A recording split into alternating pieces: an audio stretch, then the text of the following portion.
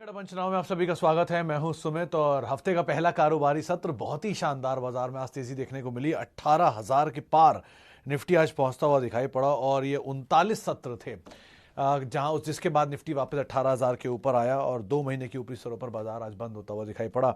15 नवंबर इससे पहले था जबकि निफ्टी ने 18,000 के ऊपर ही क्लोजिंग दी थी और आज वापस निफ्टी 18,000 के ऊपर पहुंचता हुआ दिखाई पड़ा। बैंक निफ्टी 17 नवंबर के बाद आज 38,000 के पार बंद होता हुआ दिखाई पड़ा। एक अच्छी तेजी वहां भी बनते हुए दिखाई पड़ रही थी।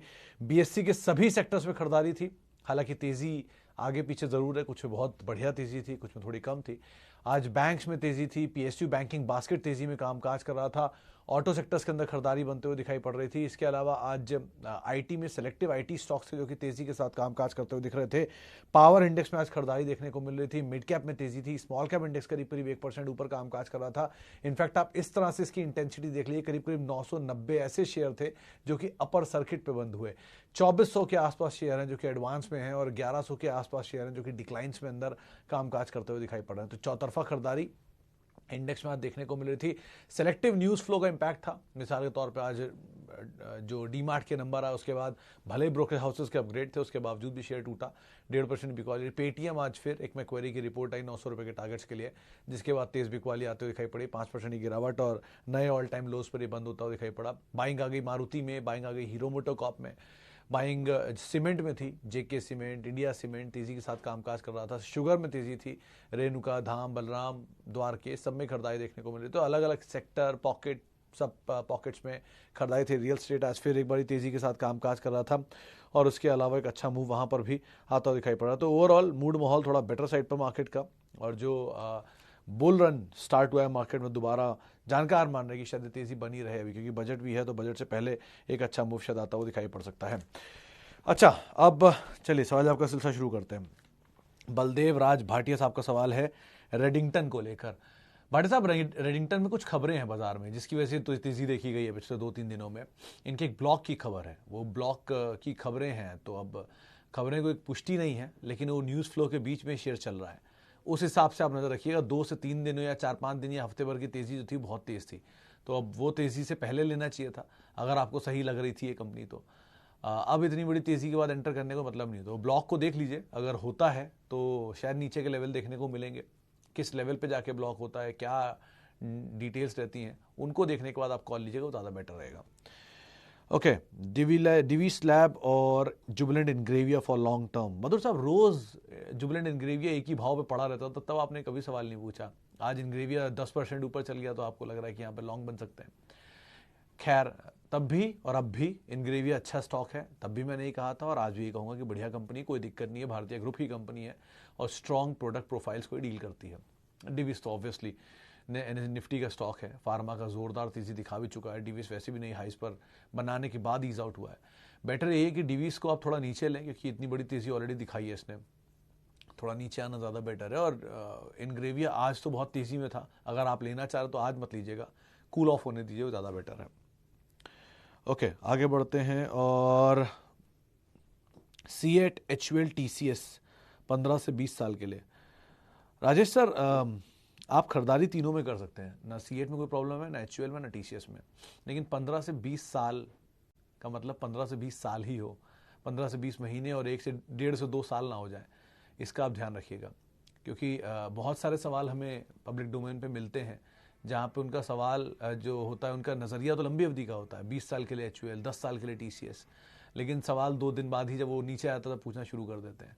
तो आप इस चीज़ का ध्यान रखें। अगर आप बिलीव कर रहे हैं इस कंपनी पर 15 से 20 साल के लिए तो बिलीव ही रखिएगा फिर 15 से 20 साल के लिए। 15 से 20 साल बहुत बड़ा होराइजन होता है और बहुत कुछ फेरबदल होगा उस ड्यूरेशन में। पिछले 15 से 20 साल में TCS ने 2004 में 845 रुपये का इशू प्राइस था, जो एडजस्टमेंट के बाद आज 125 रुपये आपको दिखेगा। उस 845 के इशू प्राइस के बाद इन्होंने 3 बोनस और 2 स्प्लिट शायद दिए हैं आई गेस। मतलब वो सब मिला के आप 125 रुपये इशू प्राइस मान लीजिए। वो 125 रुपये वाला TCS आज आपके सामने 3800 रुपये का है। तो इतना बड़ा 2004 से लेके आज तक का जो नज़रिया TCS ने तय किया ये एक तरफा नहीं था। इसी में TCS कई बार नीचे भी आया, कई बार ऊपर भी गया, कई बार नोटबंदी हुई, IT बूम, IT बर्स्ट, 2008 की मंदी, 2007 की तेज़ी, ये सब कुछ देखा है। तो ऐसे बहुत कुछ होगा, उन सबसे ना घबराएं तो आप ज़रूर 15 से 20 साल के लिए बने रह सकते, कोई दिक्कत नहीं है। But having said that, numbers को आप ज़रूर मॉनिटर करते रहिएगा। अच्छा जी, शिवम मिश्रा साहब आ गए हमारे पुराने। D mart 13 share eight 1900 and view on Paytm. Mishra साहब 13 शेयर 1900 तो आपके खोने के लिए तो कुछ है ही नहीं, ऑलरेडी 3 गुना है आपके भाव से, तो क्यों बेचेंगे, पड़े रहने दीजिए, कुछ ले तो रहे नहीं आपका। बहुत डर लग रहा है आपको तो आप ये कर सकते हैं कि इसका 1/3 हिस्सा बेच दीजिए, बाकी के सारे शेयर फ्री के हो गए आपके, वो भी पड़े रहने दीजिए, कोई दिक्कत नहीं उसमें भी। क्योंकि एफ में है नहीं तो शॉर्ट तो हो नहीं सकता, कैश के शेयर छूटेंगे नहीं, 75% प्रमोटर होल्डिंग है, तो बचे वो फंड्स बेचेंगे, थोड़े बहुत बिकवाली हुई तो कोई दिक्कत नहीं है, इतना तो मैनेजेबल है जब तक एफ में नहीं आ रहा। महंगा है, इसमें कोई दो राय नहीं है, लेकिन कंसिस्टेंट है, इसमें भी कोई दो राय नहीं, डिविडेंड मिलता नहीं है तो आप आराम से बैठे रहिए इसके अंदर। दूसरी तरफ आपके पास आती है सिचुएशन पेटीएम की। सर पेटीएम के केस में एक ही बात मैं हमेशा बोलता था, इतना बड़ा लॉस दिया हुआ है, इतने सारा लॉस कंपनी ऑलरेडी दे चुकी है over a period of time, जब तक लॉस से प्रॉफिट में नहीं आएगी तब तक क्यों जाना। बहुत कुछ है, 6,999 शेयर बाजार में और हैं, उनमें आप जा सकते हैं, सिर्फ पेटीएम ही क्यों, ऐसा क्या अनोखा हो रहा है उस कंपनी के अंदर। और अगर ये प्रॉफिटेबल हो जाए तो आप ज़रूर जाइए, थोड़ा महंगा लेने में कोई बुराई नहीं है, लेकिन सही लेने में ज़्यादा अक्लमंदी है। आप अच्छी चीज़ खरीदने में बिलीव रखिए, भले थोड़ी महंगी मिल जाए चलेगा, लेकिन अच्छी है वो इम्पॉर्टेंट है। ओके, एक बहुत ही लंबी सूची दी है ध्रुव पटेल साहब ने 20 कंपनियों की, और उसके बाद पूछ रहे हैं इनमें से कोई इसके अलावा पिक। पटेल साहब इतनी बड़ी सूची तो मैं पढ़ भी नहीं पाऊंगा, लेकिन सारे अच्छे नाम दिख रहे हैं मोटे मोटे, इन्फी, टीसीएस, आईसीआईसीआई, एसबीआई, एचसीएल, एल&टी इन्फोटेक, डी मार्ट, एचयूएल, एचडीएफसी बैंक, एरोमोटो, टाटा स्टील, वेदांता, सभी अच्छे नाम है। आप इनमें से किसी में भी अपनी पोजीशन जो नीचे आ रही है उसको ऐड करते रहिए over a period of time. एक आध एफएमसीजी में नेस्ले ऐसी कंपनी और ऐड कर लीजिए, ऑटो इंश्योरेंस से बॉश ऐसी कंपनी और ऐड कर सकते हैं, बाकी कोई दिक्कत नहीं है। Okay, RBL bank 196 hold. Sujoy साहब ऑलरेडी डैमेज आपने देख ही लिया इसमें बहुत सारा, तो अभी तो कुछ नहीं, तेज़ी मिले आप निकल जाए, वही ज़्यादा बेटर है। जहाँ एक बार भी कुछ फ्लॉज आने शुरू हो गए हैं तो वहाँ फ्लॉज का वो डर हमेशा ही रहेगा। तो मतलब अभी किसी ने कुछ समय पहले ही बोला था, ये किसी बड़े जानकार ने ये बात बोली थी, मैं नाम भूल रहा हूँ उनका, कि एक बार कहीं इशू आया तो वो हमेशा रहता ही है, वो जल्दी निकलता नहीं है।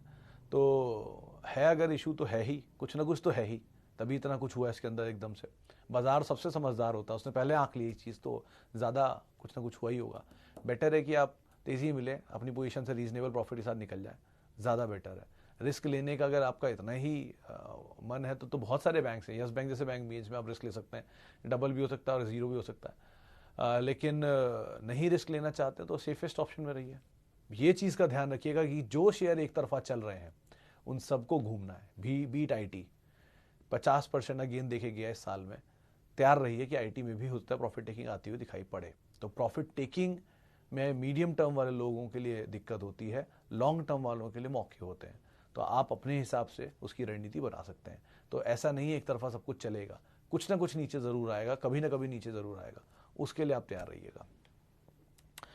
अच्छा जी, एल&टी इन्फोटेक, एल&टी टेक, माइंडट्री, एसबीआई कार्ड, बाप रे बाप।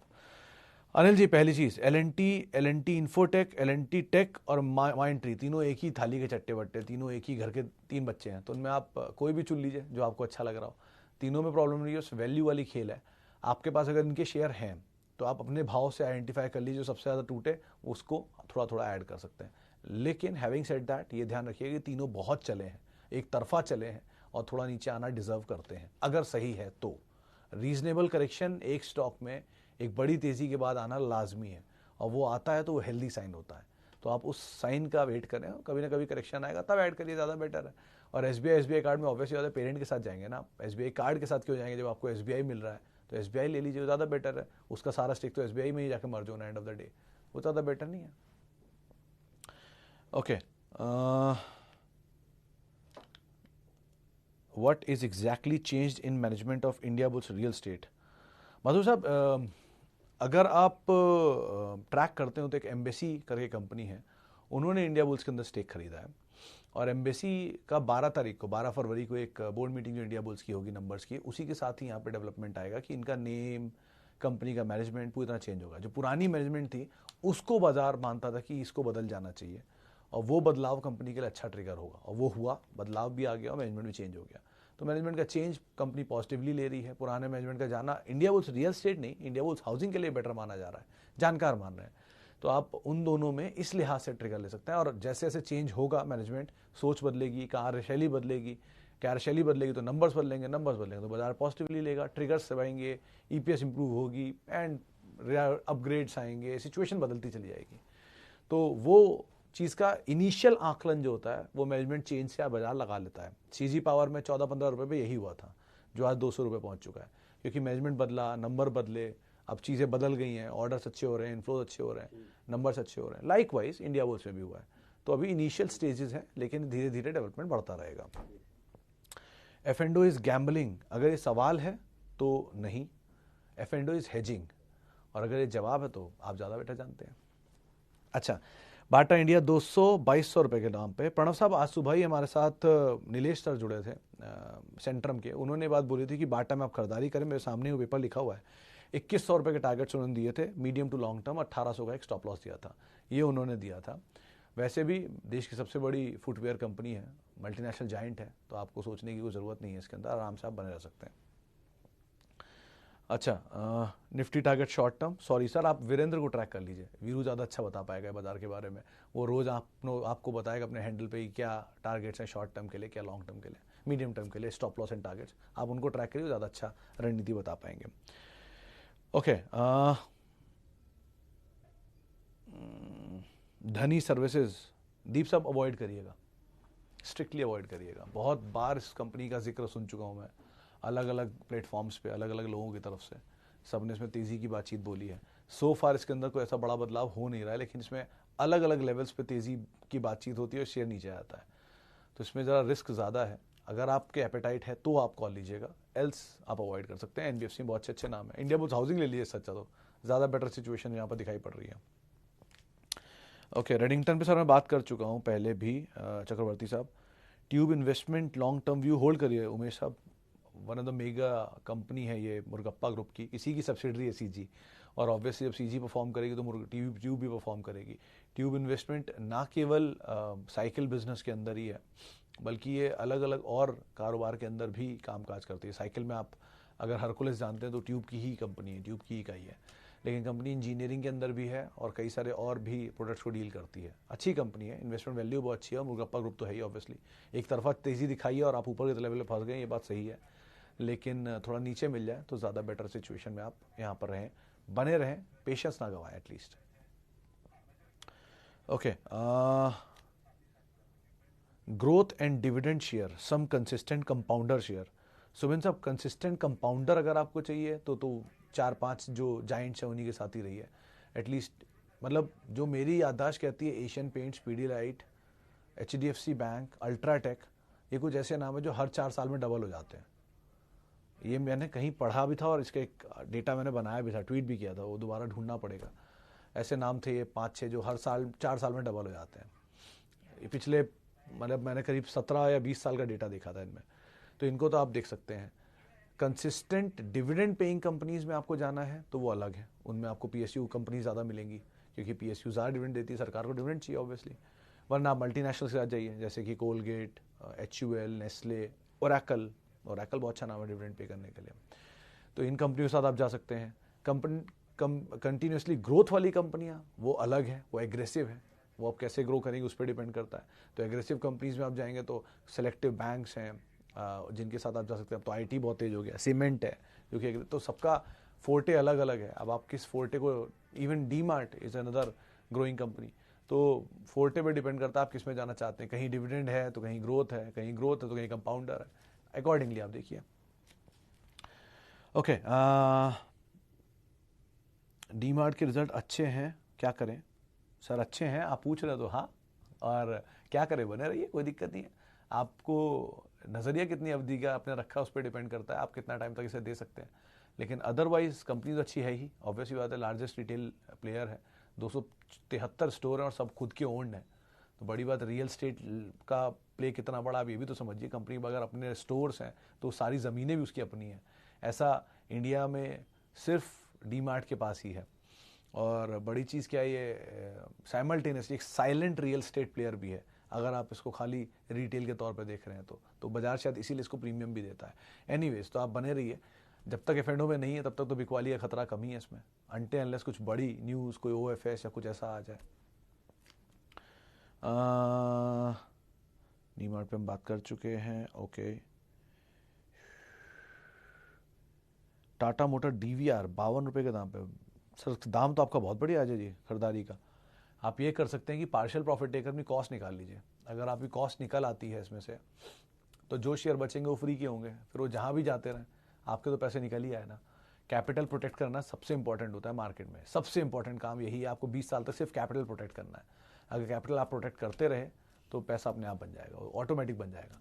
तो कैपिटल प्रोटेक्ट करिए, वो ज़्यादा बेटर है। बाकी के शेयर में आप ये भी कर सकते हैं कि 4000 शेयर बेच दिए, चलिए 1000 शेयर छोड़ दीजिए फ्री के, वो शेयर भी आपके अब कहीं भी जाएँ, वो 200 हो जाए, 500 हो जाए, 1000 हो जाए, वापस 10 हो जाए, फ्री के ही तो है।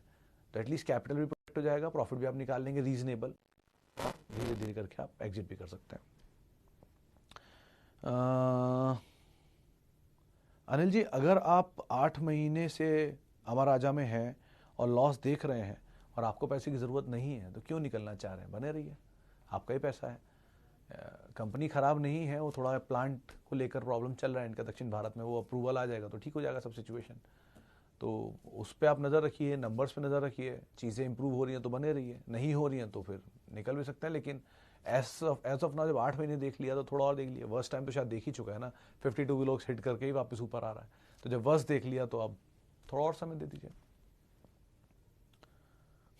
मेरा कितने साल का एक्सपीरियंस है मार्केट में सर? मतलब TCS का IPO मेरे सामने आया था, तो आप अंदाजा लगा लिए। Maruti, TCS, NTPC, ICICI, OFS, ये सब मेरे सामने ही थे, तो लगा लीजिए 2002-3 से होगा रफली।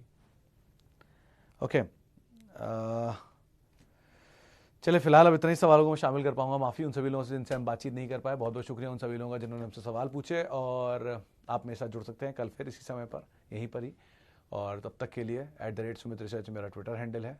तेज़ी में है बाजार, स्टॉप लॉस लगा के स्ट्रिक्टली तब आप मार्केट में ट्रेड करिएगा एटलीस्ट, और कैपिटल प्रोटेक्ट करिए, सबसे बड़ी चीज़ है। नमस्कार।